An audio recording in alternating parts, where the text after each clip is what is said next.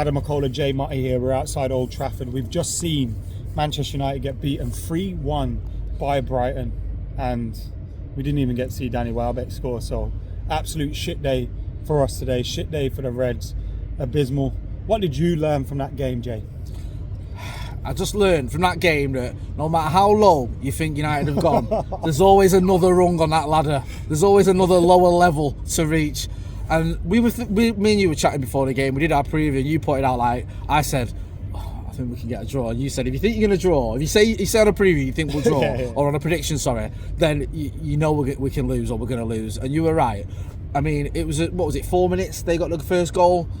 But look, it's difficult to single anyone out because United were poor across the pitch. But I think Onana's mistake killed the game. United was struggling anyway, and once it went from 2-1 to 3-1, I think that mistake, the really bad mistake, that was the end of that. And I don't think he covered himself in glory for the second goal, to be honest with you. But there was so few positives. I can't find a positive to thinking about it. I thought Xerxes did okay, maybe De Ligt did okay in spells. Diallo kept going as he always does, but there were some players in particular. Onana, absolutely terrible today, and I feel like I owe him an apology because a couple months ago, I did a video saying how he's one of the best keepers in the league. And he was at that point, statistically. Yeah, and I think I jinxed him. I think we jinxed him when we said that, because since then he's been pretty awful.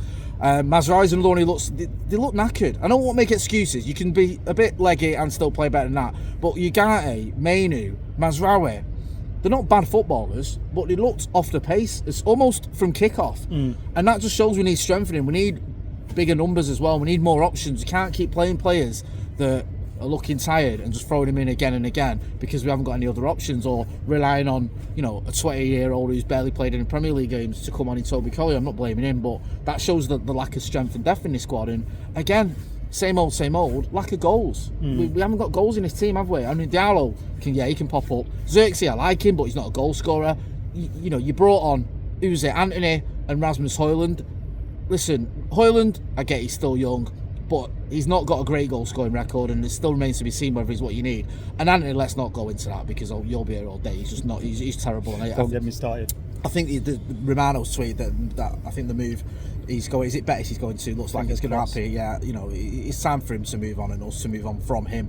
So it was just an awful afternoon. And listen, I'm not saying Ruben Amorim's going to get sacked or anything like that, but I just hope Ineos still believe the manager is the right manager and back him properly. I don't want them questioning him or thinking, does he know what he's doing? He knows what he's doing. He's inherited a mess. A lot of the signings, the big money signings we've gone out and bought, Anthony, Mason Mount, Andre Onana, they're not, even you maybe throw Rasmus Højlund there, the players that are either injured, not quite up to it yet, or probably not good enough. So he's on a bit of a hiding to nothing. He needs to bring in his own players, make some moves in the transfer market, which is probably going to be the summer, and then we'll start seeing the proper Amorim team. Because at the minute, we're just woeful, aren't we? I had to check the table then. Thankfully, we've got a 10-point cushion between us and the relegation lot. Is that the only positive you find? Yeah, well, it says it all, doesn't it? Have you ever in your lifetime, Mac, known a time when you'd actually look to see how far off relegation you are with any sort of seriousness to you? And I had a quick look just to make sure it's nothing ropey, and it isn't. Like 10 points is more than enough. But the fact that we're even looking at it says a lot. I'm just so frustrated with this team. I really am. It's like after Anfield and after the Emirates, you think, yeah, this is it. We can do something here. Against Southampton for 75 minutes, we were terrible. And today against Brighton, pretty much for 98 minutes, we were shocking. And that's the problem. We had warning signs. Like that performance against Southampton, warning signs. If you perform like this against Brighton, we're going to get beat.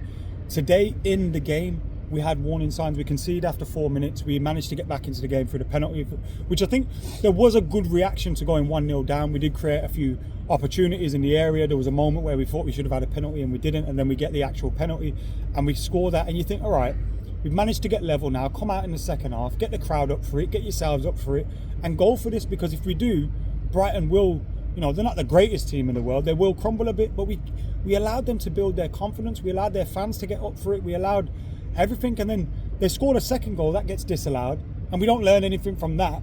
And they score again immediately after. It's like, what the hell are you thinking? And then the Onana mistake. Like, there's been a lot of times where I defend Onana because, like you say, start of the season, or I think up until like November or Christmas, he was one of the best keepers in the league, or if not the best keeper in the league. He was keeping a lot of clean sheets. His saving record was great. We looked at the double save he made here the other night at Old Trafford, and we think, all right, there's a keeper there. But then he's always got those moments in you where you lapse a little bit. And look, in my review for my channel, I mentioned you're never going to win a league with a goalkeeper like that. And I know we're far away from doing that right now, but that's what the aim needs to be. And that's what I'm starting to think about him. Because if you are chasing for a league title or you're chasing for something special, he's got that moment in him where he's just going to give something away. And imagine it was a crucial 3 points today. Imagine that we were going for something special, and you know, I just don't think he's quite got that in him. Weirdly, I don't think any of our centre-backs performed badly today. No. Yarrow, De Ligt, Maguire. But defensively, we look shocking. Yeah, Mazraoui's fallen off a cliff. Diogo Dalot, the performance against Anfield, unfortunately, has been an anomaly this season. I think last season, Diogo Dalot was excellent, one of our best players.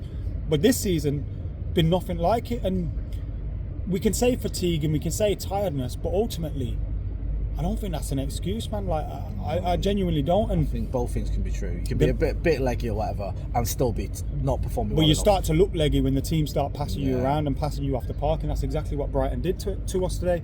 And then you look at the midfield.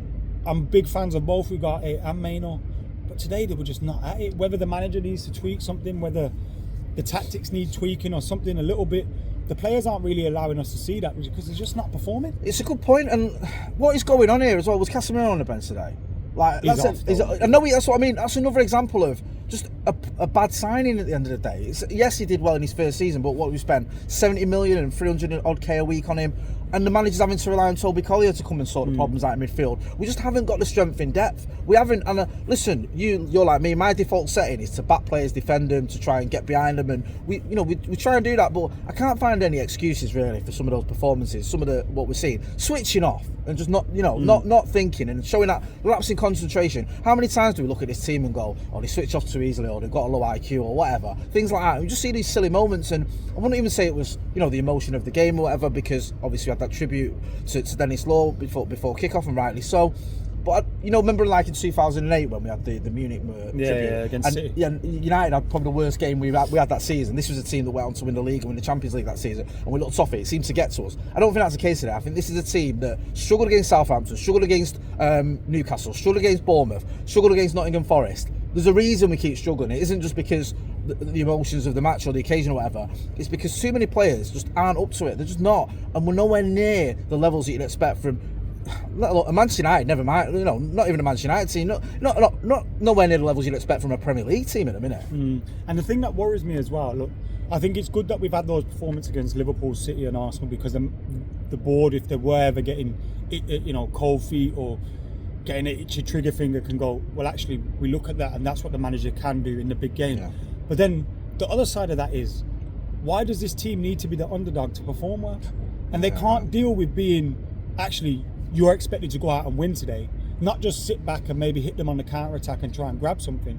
And that's what's worrying, because Manchester United in 90% of the games are expected to win. 90% of the games we're expected to dominate possession.